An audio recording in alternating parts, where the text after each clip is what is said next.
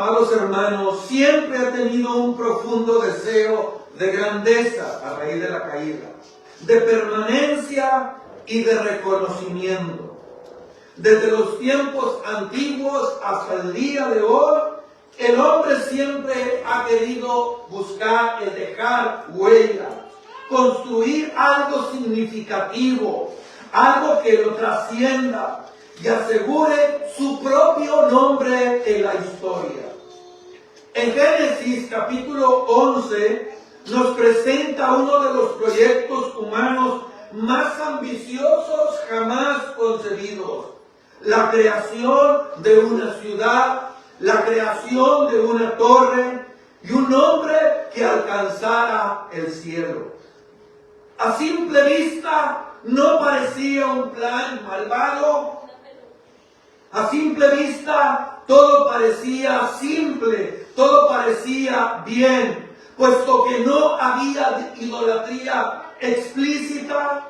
Tampoco se nos menciona que había violencia, no había tampoco inmoralidad evidente. Todo parecía ordenado, todo parecía organizado y todo parecía tener éxito. Sin embargo, este pasaje, iglesia, nos enseña una verdad inquietante, una verdad que usted y yo nunca debemos ignorar: que no todo lo que progresa agrada a Dios. No todo lo que crece está bajo la voluntad de Dios. Aquí usted y yo no vemos ignorancia, sino lo que vemos es rebeldía organizada. Tampoco vemos atraso, sino avance técnico, sin obediencia espiritual. Tampoco nosotros vemos caos, sino unidad mal dirigida. La Torre de Babel nos recuerda que en este mundo caído se está librando una guerra sin cuartel entre el reino de las tinieblas y el reino de Dios. Una guerra a todo lo que da. Y uno de los dos está condenado al fracaso. Y usted sabe qué reino es el que está condenado al fracaso. Porque nada ni nadie en este mundo, ni ninguna potencia puede impedir que el Todopoderoso lleve a cabo lo que se ha propuesto desde el principio de la historia humana, para la gloria de su nombre y para el bien de su iglesia, de su pueblo. Necesitamos, hermano, conocer un poco de contexto para entender realmente lo que está sucediendo en Génesis capítulo 11. La siguiente. Analicémonos por un momento, analicemos el contexto por un momento. En Génesis capítulo 1, versículo 26 al versículo 28, ahí se nos dice que cuando Dios crea al hombre a su imagen y a su semejanza, Dios les hizo ver cuál era su propósito: esparcirlos por toda la tierra, llenar la tierra y sojuzgarla. Así que el hombre recién creado tenía la responsabilidad de llenar la tierra de imágenes vivientes de Dios a través de la procreación, y al mismo tiempo cuidar, ser mayordomos de la creación y cultivar la tierra. Eso lo vemos claramente después del diluvio, en el capítulo 9, versículo 1 del libro de Génesis. Dios les dice a los hijos de Noé que ellos deben de ser fecundos, multiplicarse y llenar la tierra. Cuando nosotros llegamos al capítulo 10, eso es precisamente lo que vemos ahí. Vemos a los hijos de Noé que están comenzando a multiplicarse. Pero cuando nosotros llegamos al siguiente capítulo, al capítulo 11, notamos que algo no anda bien. Algo no está funcionando de la manera como Dios lo estipuló. porque toda esta multitud determina concentrarse en un mismo lugar. No solo eso, sino que además se propone levantar un monumento dirigido a la soberbia humana. Y eso nos lleva al primer punto, la siguiente, hijo. Vemos aquí entonces, en primer lugar, el proyecto del reino humano, autonomía y autoexaltación. Tenía entonces toda la tierra una sola lengua y una misma palabra. Y aconteció que cuando salieron de oriente, hallaron una llanura en la tierra de Sinar, y se establecieron ahí. Y dijeron unos a otros: vamos, hagamos ladrillo y cozámoslo con fuego. Y les sirvió el ladrillo en lugar de piedra y el asfalto en lugar de mezcla. Y dijeron: vamos, nuevamente, edifiquemos una ciudad y una torre, cuya cúspide llegue hasta el cielo. Y hagámonos un nombre, por si fuéramos esparcidos sobre la faz de la tierra. La siguiente, hijo. ¿Es el inciso A, verdad? ¿El que sigue? Ok, perfecto. La humanidad, como vemos aquí, está unida. Está unida, pero es una unidad superficial, basada en lenguaje y propósito 100% humano, no en obediencia a Dios. Quiero que note algo importante, amada iglesia. La unidad no siempre es señal de bendición. Puede existir cooperación sin sumisión a Dios. La unidad sin Dios conduce a soberbia colectiva. Dios había ordenado en Génesis 9:1: fructificar y multiplicar y llenar la tierra. Pero el pueblo determinó concentrarse, no en dispersarse. Desobedecer juntos, iglesia, no convierte el pecado en virtud. Eso yo se lo voy a volver a repetir. Desobedecer juntos no convierte el pecado en virtud. Es decir, aunque muchos estén de acuerdo y lo practiquen o lo normalicen, la desobediencia sigue siendo desobediencia delante de Dios. La verdad moral no se decide por votación.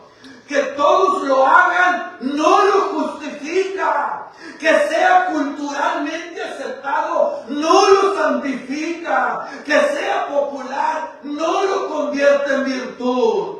En la Biblia, la obediencia, iglesia, no se mide por consenso, el que todos estén de acuerdo, sino por la voluntad de Dios. Que muchas personas hagan lo mismo, al mismo tiempo y con el mismo propósito, no significa que Dios lo apruebe. Siempre lo debemos de tener en cuenta. La siguiente, hijo.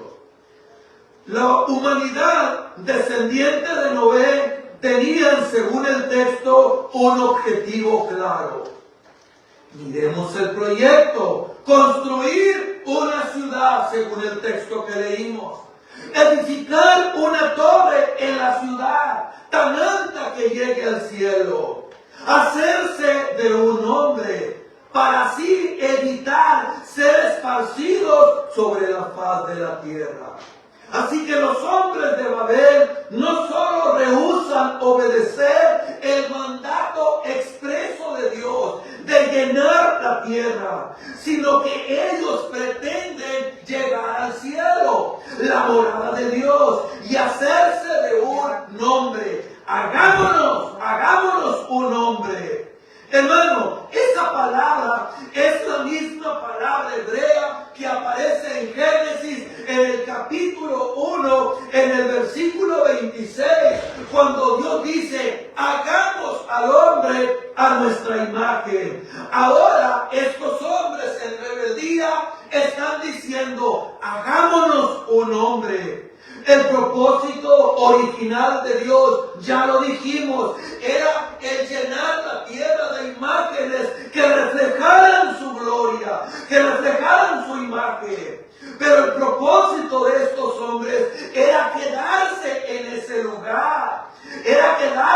empecinar y continuar o construir un monumento, pero para su propia gloria. En la Biblia, hermano, solo Dios se nombra a sí mismo. Solo Dios se nombra a sí mismo, porque hay un elemento de jerarquía en el hecho de que yo ponerle nombre a algo. Usted y yo le ponemos nombre a algo que nos pertenece. Por ejemplo, en el capítulo 1 de Génesis, es Dios el que le pone nombre a todas las cosas que Él creó con el poder de su palabra. Él habló a la nada y la nada produjo cosas, porque ese es el poder de la palabra de Dios. En Génesis capítulo 2, Dios ordena a que Adán le ponga nombres a todos los animales. Y al final de ese mismo capítulo, Dios le provee la ayuda idónea a Adán. Y Adán le pone como cabeza del hogar, como cabeza de la familia. Es el que le pone nombre a su esposa, a Eva. En los capítulos 4 y 5 vemos que son los padres quienes ponen los nombres a sus hijos. Pero la generación que nosotros vemos en Génesis 11, la generación de Babel, quieren ponerse un nombre ellos mismos. Ellos quieren hacerse de un nombre por sí mismos. Como podemos ver entonces, esto es mucho más que un proyecto de construcción. En Babel nosotros, hermanos, volvemos a escuchar el eco de la voz de la serpiente en el huerto del Edén. No moriréis, sino que seréis como Dios. Seréis como Dios. Y desde el capítulo 3 de Génesis, en la caída, el hombre ha pretendido y siempre ha querido que lo traten como si fuera Dios mismo. Un ser totalmente narcisista, autónomo, capaz de hacer sus caprichos, su propia voluntad, de establecer su mini reino por encima de la voluntad del reino de Dios. De manera que los hombres de Babel no están tratando simplemente de construir una ciudad, no están tratando simplemente de edificar una torre, no. El plan es levantar un reino como el que vemos, que se oponga al reino de Dios. Así que Babel representa una declaración de autonomía de parte de una humanidad rebelde.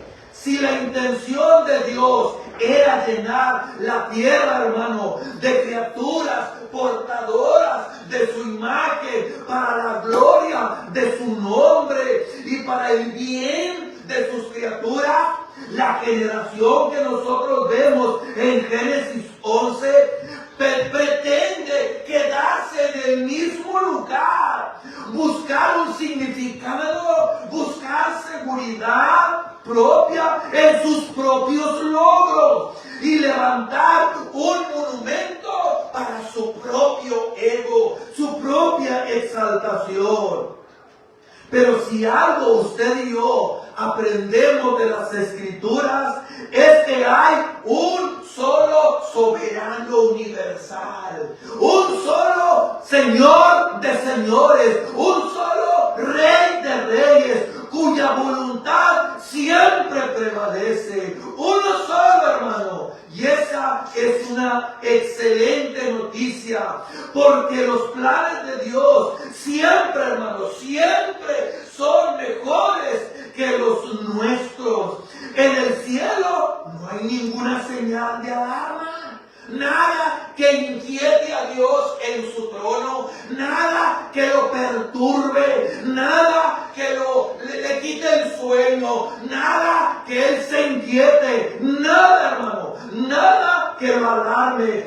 En esta ridícula ridícula manifestación de soberbia, en esta ridícula manifestación de rebelión. Cualquier parecido con la realidad, con lo que pasa hoy en día, es mera coincidencia.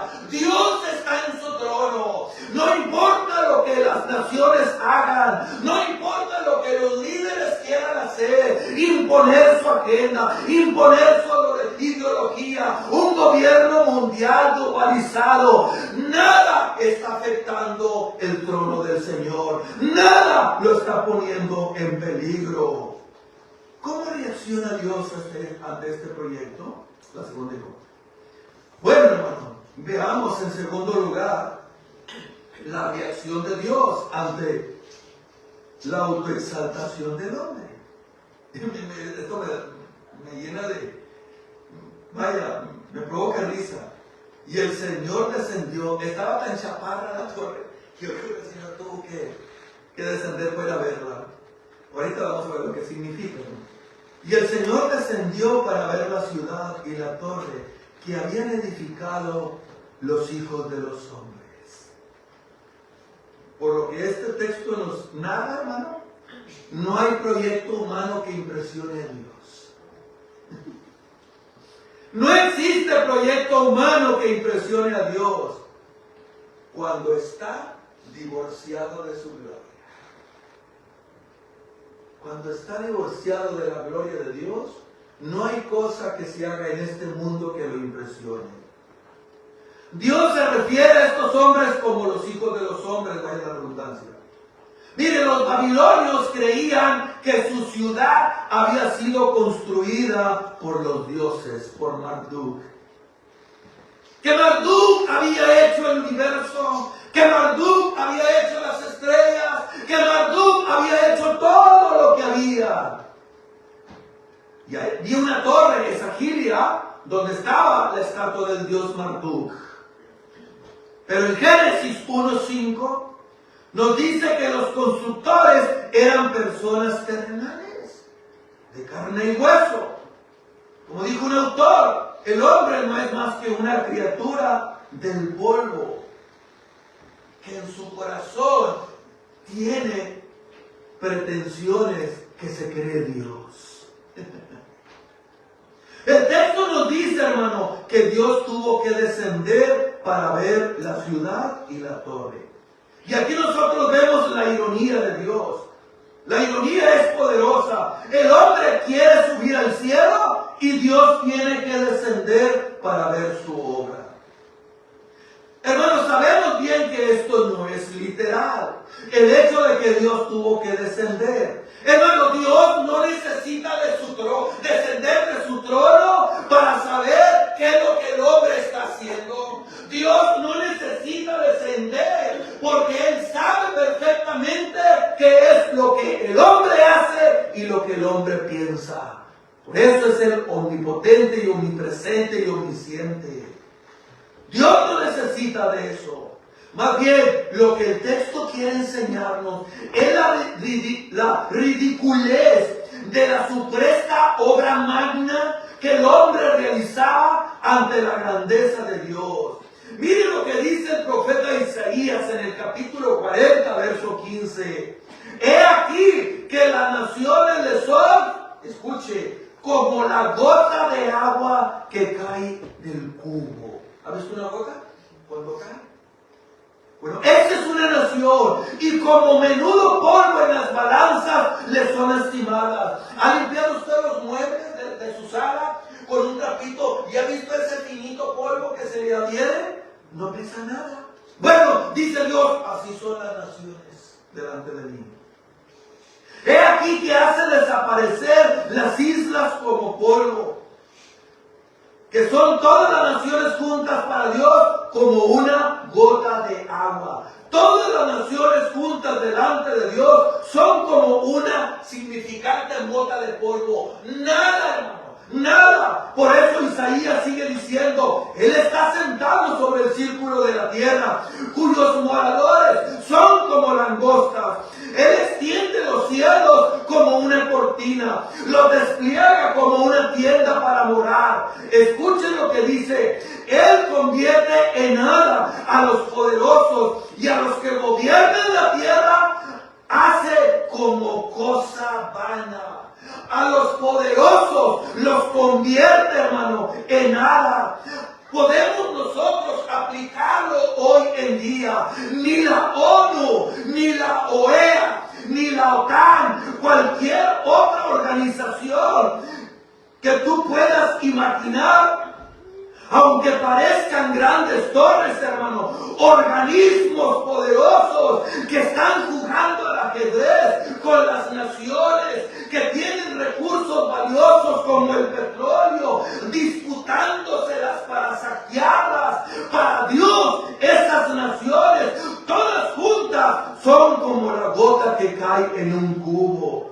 El poder de todos esos organismos, de las naciones más poderosas, hasta donde, mis amados hermanos, se les permita llegar, hermano, van a llegar hasta donde Dios quiera. Van a hacer lo que Dios les permita hacer y llegarán hasta el límite trazado por Dios. Cuando personas, pecadores y rebeldes se unen con un mismo objetivo, eso puede traer graves consecuencias para la humanidad, como lo vemos en Ucrania, como lo vemos en Venezuela, como lo hemos visto en Siria, como lo hemos visto en Gaza. Sin embargo, para Dios no representa ni una amenaza ni un obstáculo, porque Él sigue siendo soberano, sentado en su trono y estando en completo control. Aleluya. Un sistema de poder global dirigido por personas, hermano, pecadoras,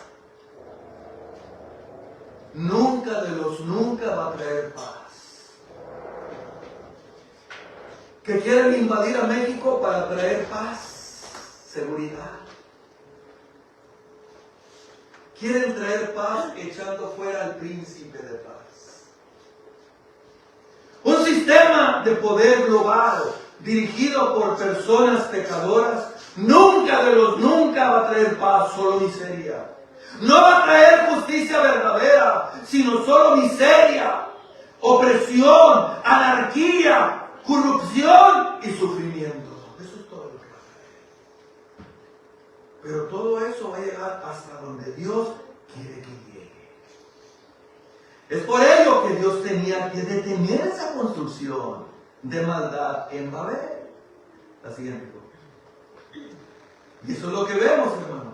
Y dijo Jehová, he aquí el pueblo es uno. Y todos estos tienen un solo lenguaje. Y han comenzado la obra. Y nada les hará desistir ahora de lo que han pensado hacer. Ahora pues descendamos y confundamos ahí su lengua, para que ninguno entienda el habla de su compañero. Así los esparció Jehová desde ahí sobre la faz de toda la tierra. Y dejaron de edificar la ciudad. Por esto fue llamado el nombre de ella Babel. Porque ahí confundió Jehová el lenguaje de toda la tierra. Y desde ahí los esparció sobre la faz de toda la tierra. ¿Qué hace Dios? Detener la concentración de maldad en Babel.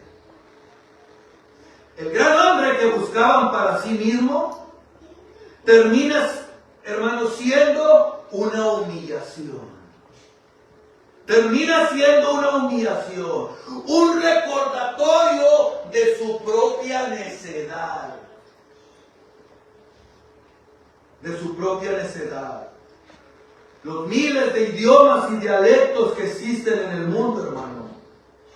Hoy en día, a veces nosotros los vemos como capacidad humana, pero son un recordatorio de lo que pasó en Babel. Son un recordatorio mudo de lo que pasó en Babel. Dios es Dios. El rey Nabucodonosor tuvo que reconocer que todos los habitantes de la tierra son considerados como nada. Y Él hace según su voluntad en el ejército del cielo y en los habitantes de la tierra. Y no hay quien detenga su mano y le diga qué haces. Los hombres de Babel decidieron quedarse en un mismo lugar, hacerse de un hombre hasta llegar al cielo. Y al final, hermano, terminan siendo dispersos sin poder entenderse unos a otros. No fue un colapso interno, tampoco fue una guerra civil, no fue una catástrofe natural, fue una intervención directa de Dios. Esto establece un principio claro. Todo reino que se levante contra Dios, hermano, no cae solo. Dios mismo lo destruye.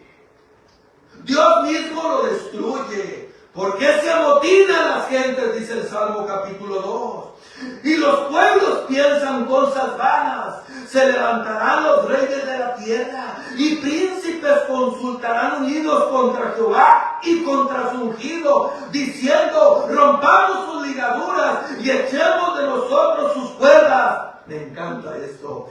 El que mora en los cielos se reirá. El Señor se burlará de ellos. Que eso es lo que quieren hacer. Dios se burla, hermano, de los líderes mundiales que juegan a ser Dios. Aquellos que quieren destruir la iglesia. Aquellos que quieren oponerse a todos los principios bíblicos. Dice la palabra de Dios que Dios se burla de ellos. Vamos a acabar con el cristianismo. Vamos a barrer con el cristianismo. Dice la Biblia que Dios se burla de ellos.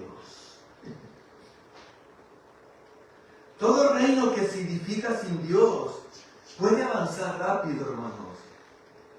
Puede avanzar rápido, pero va a caer inevitablemente. ¿Dónde está Siria? La poderosa Siria, comandada por Tiglat-Pileser, por Salmanasar, por Sargón, por Senaquerib. ¿Dónde está Asiria? Cayó. ¿Dónde está la Babilonia de Nabucodonosor, después comandada por el gran Nabucodonosor? ¿Dónde está? ¿Dónde está el imperio griego comandado por Alejandro Magno? ¿O dónde están los 4 generales que se dispersaron, que se dividieron el reino? ¿Dónde está? ¿Dónde está la Roma de los Césares? Completamente destruidas. Como testigos mudos, ahí está la ruina de lo que un día fueron. Pero el trono de Dios sigue en su lugar. Todo reino que se edifica sin Dios puedes avanzar rápido, pero caerá inevitablemente. La confusión siempre, hermano, la confusión siempre es el destino de una unidad en rebelión. Lo que querían evitar sucedió. Querían seguridad, fueron dispersados. Querían un hombre, quedaron en confusión. Querían llegar al cielo, perdieron dirección. Todo lo que se construye contra la voluntad de Dios termina exactamente en lo que se quiso evitar. Si los hombres de Babilonia, hermanos de Babel, hubieran tenido éxito en establecer en la tierra un sistema de poder mundial unificado que opera sin Dios, al margen de su autoridad y oposición a su reino, en oposición a su reino, no habría habido lugar para el establecimiento del reino de Dios. Pero Dios, hermano, tiene un plan contra este mundo rebelde. Dios tiene un plan contra estas naciones ensoberbecidas. Y eso lo vemos, hermano, inmediatamente después de Babel, con el llamado que Dios le hace a Abraham. La siguiente. Cristo y Babel, hermano, de la confusión a la redención. Y el Señor dijo a Abraham, ¿qué le dijo? Vete de tu tierra y de tu parentela y de la casa de tus padres a la tierra que yo te mostraré. Y haré de ti una nación grande.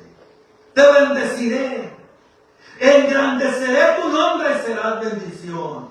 Bendeciré a los que te bendigan, y al que te maldiga, maldeciré. Y en ti serán benditas todas las familias de la tierra. Ahí se encuentra el inciso algo. Lo que los hombres de Babel querían lograr por ellos mismos, Dios promete dárselo a Abraham de pura gracia. Dios mismo habría de unificar, a gente de todo pueblo, lengua, nación, pero no alrededor de una torre, no a través de un gobierno mundial centralizado. No, querido. Mire lo que dice Sofonías 3:9. En aquel tiempo devolveré yo a los pueblos pureza de labios. ¿Escuchó bien? Para que todos invoquen el nombre de Jehová, para que les sirvan de común consentimiento. ¿Cuándo comenzó a cumplirse esa profecía? En el día de Pentecostés, cuando Dios revirtió los efectos de Babel por medio del Evangelio de la gloria de Cristo. La siguiente, hijo. Miren lo que dice Hechos. Y fueron todos llenos del Espíritu Santo y comenzaron a hablar ¿en qué? En otras lenguas, según el Espíritu les daba que hablasen. Moraban entonces en Jerusalén judíos, varones piadosos de todas las naciones bajo el cielo. Y hecho este estruendo, se juntó la multitud. ¿Cómo estaban? Confusos. ¿Por qué? Porque cada uno les oía hablar su propio idioma, su propia lengua. Y estaban atónitos y maravillados diciendo: mirad, ¿no son todos estos galileos? ¿No son ellos galileos, todos estos que hablan? ¿Cómo pues les oímos hablar? ¿Cómo pues les oímos nosotros hablar a cada uno nuestra lengua en la que hemos nacido? Partos, medos, elamitas, y los que habitaban en Mesopotamia, en Judea, Capadocia, del Ponto, y en Asia, en Frigia, en Panfilia, en Egipto y en las regiones de África, más allá de Cirene, y romanos aquí residentes, tanto judíos como prosélitos, cretenses y árabes, les oímos hablar en nuestra lengua. ¿Qué cosa, hermano? Dígalo. Las maravillas de Dios. Y estaban todos atónitos y perplejos, diciéndose unos a otros: ¿qué quiere decir esto? ¿Vio el efecto contrario a Babel? ¿Vio el efecto? La siguiente dijo: Pentecostés, iglesia, es la cara inversa de Babel. Ahora es Dios el exaltado por todas las naciones del mundo conocido. Un movimiento que había comenzado en Pentecostés, un movimiento de expansión que nadie ni nada podrá detenerlo. Comenzó en Jerusalén, luego en Judea, en Samaria y hasta lo último de la tierra. La Babilonia de hoy, que representa de manera simbólica el poder secular, el poderío mundial de las naciones, parece invencible.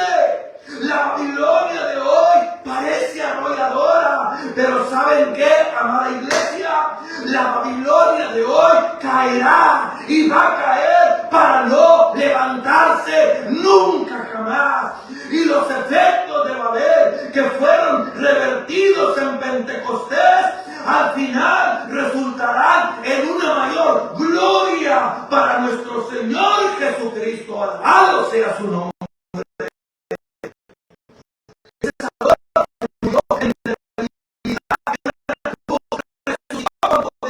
Y él dijo, toda autoridad y todo poder me ha sido otorgado, me ha sido dado. Recibió de su Padre, como dice Filipenses 3, capítulo 2, versículo 5, un nombre que es sobre todo nombre, para que en el nombre de Jesús toda rodilla se doble, hermano, y toda lengua confese.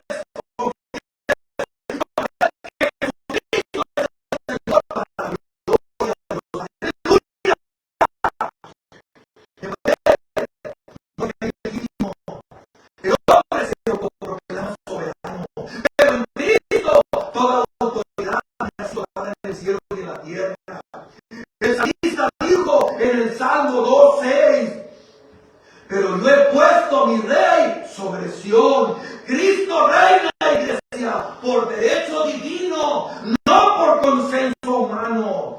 Los hombres intentarán hacer en Babel para exaltarse ellos mismos, mis amados. Lo que ellos hicieron para exaltarse, para autoproclamarse como reyes, Dios lo transformó en un plan mucho mayor. Una gloria que se extiende por todo el mundo, pero cuyo centro y cuyo propósito es darle la gloria a Cristo y no al ser humano. La rebelión humana en Babel no frustró el plan de Dios. Al contrario, Él la redirigió para manifestar una gloria aún más grande y universal, dedicada al nombre de Jesús. Aleluya. Babel busca fama para el hombre, pero Dios usó ese fracaso para establecer una gloria global que proclame a Cristo. Lo que nació como orgullo humano terminó siendo, por la gracia de Dios, hermano, un escenario para la exaltación mundial de Cristo.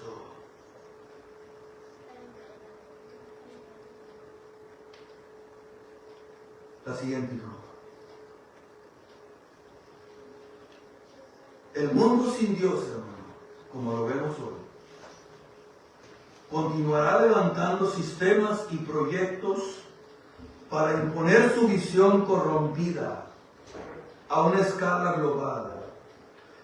Pero la palabra de Dios nunca perderá su poder ni su autoridad para transformar y juzgar. El secularismo insistirá en expandir su ideología y sus planes alejados de Dios. Pero la palabra de Dios seguirá actuando con poder real en la historia y en los corazones. Los esfuerzos humanos, querido, por organizar el mundo sin Dios, continuarán. Lo estamos viendo. Pero nunca de los nunca podrán silenciar ni neutralizar la eficacia eterna de la palabra de Dios. Mientras el hombre confía en estructuras, discursos y proyectos globales, Dios sigue obrando por medio de su palabra viva que permanece firme e imparable. Cristo, hermano, seguirá sentado en su trono. Y todos sus elegidos a los que Él está salvando continuarán y seguirán viniendo y viniendo y viniendo a Cristo en arrepentimiento en fe por el poder del Espíritu Santo. Y nada ni nadie va a poder impedir eso. ¿Qué vamos a hacer nosotros entonces? Seguir peleando la batalla que tenemos por delante. Si este mensaje te fue de aliento y de esperanza, te pido que me regales un like y que te suscribas y que lo compartas con aquellos que lo necesitan. Saludos y bendiciones, mi amado hermano.